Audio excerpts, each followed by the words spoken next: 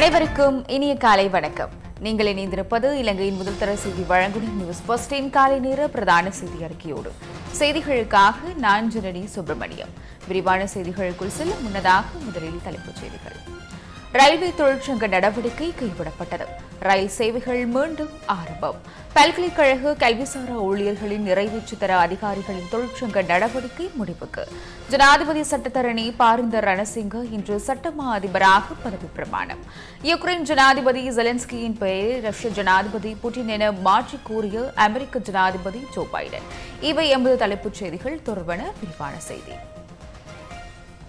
பல்கலைக்கழக கல்விசாரா ஊழியர்களின் நிறைவேற்று அதிகாரிகளின் தொழிற்சங்க நடவடிக்கையை கைவிடப் போவதாக அறிவித்துள்ளனர்.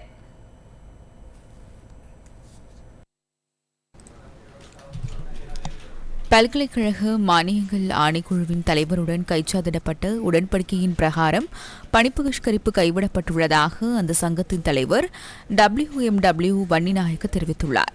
இதற்கமைவாக எதிர்வரும் 15ஆம் தேதி திங்கட்கிழமை முதல் பணிக்கு சமூகமளிக்க உள்ளதாக அவர் மேலும் தெரிவித்தார். இதனிடையே கல்விசாரா ஊழியர்களுக்கான கொடுப்பனவுகளை தற்போது வழங்க முடியாது என நிதியமைச்சு மீண்டும் அறிவித்துள்ளது.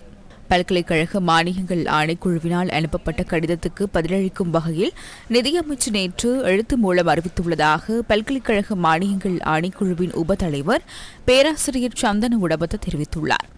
அரசு ஊழியர்களின் சம்பள முரண்பாடுகளை நீக்குவதற்கு ஜனாதிபதியினால் நியமிக்கப்பட்ட குழுவிடம் தீர்வுகளை பெற்றுக்கொள்ள முடியும் எனவும் நிதியமைச்சு விடுத்துள்ள அறிவித்தலில் குறிப்பிடப்பட்டுள்ளது. இதற்கமைய நிதியமைச்சின் தீர்மானம் தொடர்பில் அனைத்து உப பீடாதிபதிகள் மற்றும் தொழிற்சங்க தலைவர்களுக்கும் எழுத்து மூலம் அறிவிக்கப்பட்டுள்ளதாக பேராசிரியர் சந்தன உடவத தெரிவித்துள்ளார். உடனடியாக பணிக்கு சமூகமளிக்குமாறு பல்கலைக்கழக மானியங்கள் ஆணைக்குழுவின் தலைவர் பேராசிரியர் சம்பத் அமரதுங்க அந்த கடிதத்தில் தெரிவித்துள்ளார். அதன் பின்னரே பிரச்சினைகளுக்கு தீர்வு காண முடியும் எனவும் அவர் குறிப்பிட்டுள்ளார்.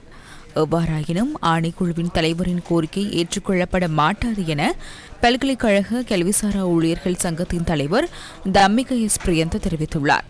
அதற்கமைய இன்று 72வது நாளாக வேலைநிறுத்த போராட்டம் தொடரும் எனவும் அவர் குறிப்பிட்டுள்ளார். ரயில் நிலைய பொறுப்பதிகாரிகள் மற்றும் கட்டுப்பாட்டாளர்கள் ஆரம்பித்த பணிப்பகிஷ்கரிப்பு நேற்று நள்ளிரவு முதல் கைவிடப்பட்டுள்ளது. போக்குவரத்து அமைச்சர் பந்துல குணவர்தனவின் தலைமையில் போக்குவரத்து அதிகாரிகளுடன் நேற்று நடைபெற்ற கலந்துரையாடலில் இணக்கப்பாடு எட்டப்பட்டதை அடுத்து இந்த பணிப்பகிஷ்கரிப்பு கைவிடப்பட்டுள்ளது. முன்னாள் சபாநாயகர் கரு ஜெயசூரியவின் தலையீட்டில் நடைபெற்ற குறித்த கலந்துரையாடலில் ராஜாங்க அமைச்சர் லசந்த அழகியவண்ணவும் இணைந்திருந்தார். இதேவேளை ரயில் சேவையை தனியார் மயப்படுத்தாமல் தொடரும் பணிப்புறக்கணிப்புக்கு தீர்வு காண முடியாது என போக்குவரத்து ராஜாங்க அமைச்சர் லசந்த அழகியவண்ண தெரிவித்துள்ளார். கொழும்பில் நேற்று இடம்பெற்ற ஊடகவியலாளர் சந்திப்பில் கலந்து கொண்டு கருத்து தெரிவிக்கும் போதே அவர் இதனை தெரிவித்துள்ளார். இந்த நிறுவனங்களில் உள்ளவர்களின் செயற்பாடுகள் காரணமாக பொதுமக்களும் இதே நிலைப்பாட்டில் உள்ளதாகவும் அவர் மேலும் தெரிவித்தார். உரிய விதிமுறைகளுக்கு அமைவாக ரயில் சேவை தனியார் மயப்படுத்தப்பட வேண்டும் எனவும் அவர் வலியுறுத்தினார். அத்துடுக்கிரிய துப்பாக்கிச்சூட்டு சம்பவம் தொடர்பில் கைது செய்யப்பட்ட சந்தேக நபரின் வாக்குமூலத்தை போலீஸ் மா அதிபரின் உத்தரவை மீறி ஊடகங்களுக்கு வெளியிட்டமை தொடர்பில் விசாரணைகளை நடத்தி அறிக்கை சமர்ப்பிக்குமாறு போலீஸ் ஆணைக்குழு போலீஸ் மா அதிபருக்கு உத்தரவிட்டுள்ளது.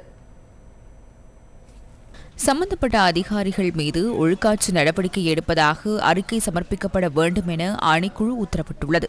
2 வாரங்களுக்குள் அறிக்கை சமர்ப்பிக்கப்பட வேண்டும் என அந்த உத்தரவில் தெரிவிக்கப்பட்டுள்ளது. இது தொடர்பான ஆரம்பகட்ட விசாரணையை போலீஸ் விசேட விசாரணை பிரிவினர் மேற்கொள்ளும் என போலீஸ் ஆணைக்குழு நேற்று கூடிய போது பிறப்பிக்கப்பட்ட உத்தரவில் மேலும் தெரிவிக்கப்பட்டுள்ளது. 6 தனியார் உறுப்பினர் பிரேரணைகள் இன்று பாராளுமன்றத்தில் விவாதிக்கப்பட உள்ளன. இதன்படி ஆக்கிரமிப்பு செடிகள் மற்றும் விலங்குகள் காரணமாக உயிரின பல்வகைமைக்கு ஏற்படுகின்ற பாதிப்பினை குறைத்தல் தொடர்பில் சபை உறுப்பினர் புத்திக பத்ரன முன்வைத்த பிரேரணை விவாதத்துக்கு உட்படுத்தப்பட உள்ளது. பாராளுமன்ற உறுப்பினர் ரோஹண பண்டாரவினால் முன்வைக்கப்பட்ட விளையாட்டு அமைச்சின் கணக்காய்வு மற்றும் சட்டப்பிரிவுகளை வலுப்படுத்துவதற்கான வேலை திட்டம் ஒன்றை தயாரிக்கும் யோசனையும் இன்று விவாதத்துக்கு எடுத்துக் கொள்ளப்படவுள்ளது. அத்தோடு பாராளுமன்ற உறுப்பினர் டலஸ் அழகப்பெரும முன்வைத்த காப்போத பரீட்சையின் மாணவர்கள் பெற்றுக்கொள்ளும் ஜெக்ஸ்கோர் அடிப்படையில் அரசு துறை சார்ந்த சகல தொழில் வெற்றிடங்களையும் நிரப்புதல் தொடர்பான பிரேரணையும் விவாதிக்கப்படவுள்ளது. ஜனாதிபதி சட்டத்தரணி பாரிந்த ரணசிங்க இன்று பிற்பகல் சட்டமா அதிபராக பதவி பிரமாணம் செய்யவுள்ளார்.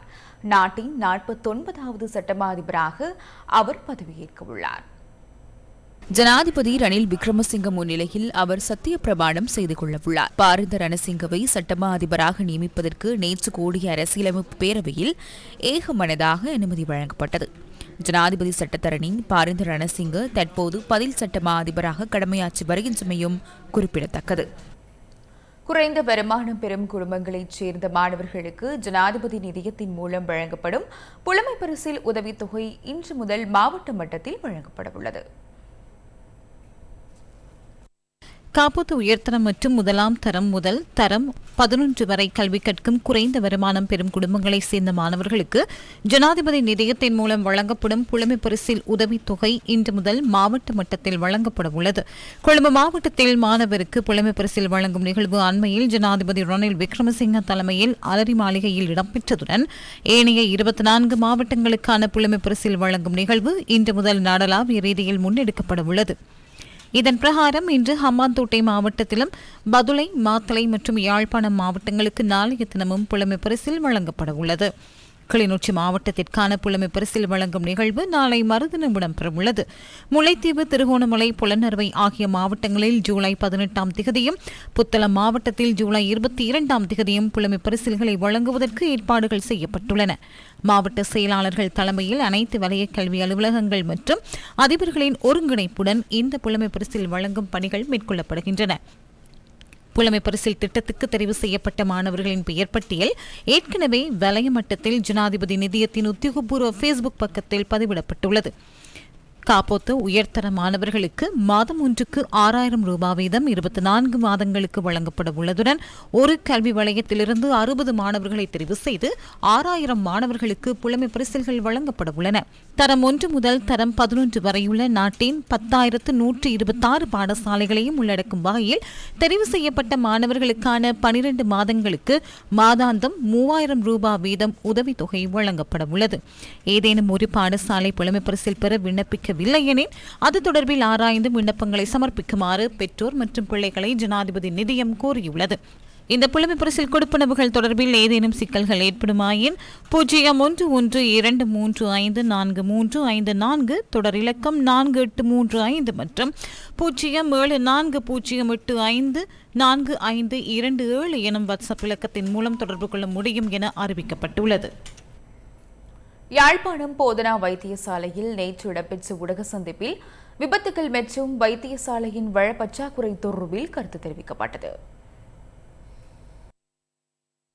வீதி விபத்துகளில் அதிக அளவானவர்கள் இறப்பை சந்திக்கின்ற அதே வேளை பாரிய அளவிலான காயங்களோடு வருகின்ற போது அவர்களுக்கு அதிதீவிர சிகிச்சை பகுதியினுடைய பெட் தேவைப்படுகின்றது. அவ்வாறு எமது பகுதிகளில் அதிக அளவானவர்கள் தற்கொலை முயற்சி ஒரு வருகின்ற போதும் அவர்களை காப்பாற்றுவதற்காகவும் விசேட இந்த படுக்கைகள் தேவைப்படுகின்றது.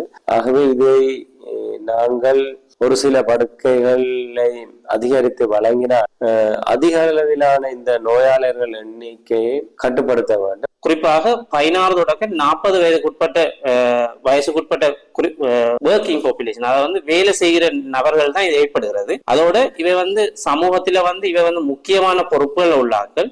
இந்த இவைகள் பாதிப்புகள் வைத்திய துறைக்கு மட்டுமில்லாமல் இவை இந்த குடும்பத்தும் இந்த சமூகத்திலேயும் பாரிய பாதிப்புகளை ஏற்படுத்துகிறது. உதாரணமாக வீதிகள் செல்கின்ற போது வாகனங்களால் ஏற்படுற விபத்துகள் 100% தடுக்கக்கூடிய விபத்துகள் தடுக்கப்படலாம். தடுக்கப்படுவதன் மூலம் விபத்துகள் குறைக்கப்படலாம். அதன் மூலம் நோயாளிகள் எண்ணிக்கை குறைக்கப்படலாம். இதன் மூலம் மற்ற நோயாளிகள், அதாவது தேவை ஏற்படுற வயதான நோயாளிகள், மற்ற குழந்தைகள், கர்ப்பிணிமார்கள் அவர்களுக்குரிய வைத்திய சேவைகளை நாங்கள் இதை சுகமாகவோ அல்லது வேலை பழுகின்றி வழங்கக்கூடியதாக இருக்கு. யாழ்ப்பாண வைத்தியர்கள் மட்டுமில்லாமல் எங்களுடைய நேஷனல், அதாவது தேசிய ரீதியான புள்ளிவிவரத்தை பார்க்கின்ற பொழுது யாழ் மாவட்டத்தில் வட மாகாணத்தில் யாழ் மாவட்டத்தில் மட்டும்தான் கூடிய அளவான விபத்துகள் ஏற்படுகிறது.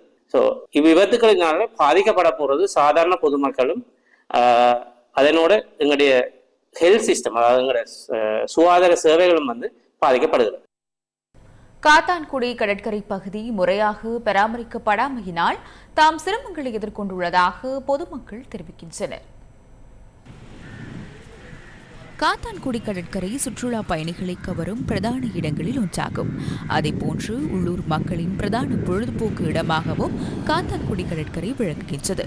முறையான பராமரிப்பு இன்மையால் கடற்கரையில் சுற்றுச்சூழல் அசுத்தமடைந்து காணப்படுவதுடன் அங்கு நிர்மாணிக்கப்பட்டுள்ள இருக்கைகள் மற்றும் சிறுவர் பூங்காவும் பயன்படுத்த முடியாத நிலையில் உள்ளன.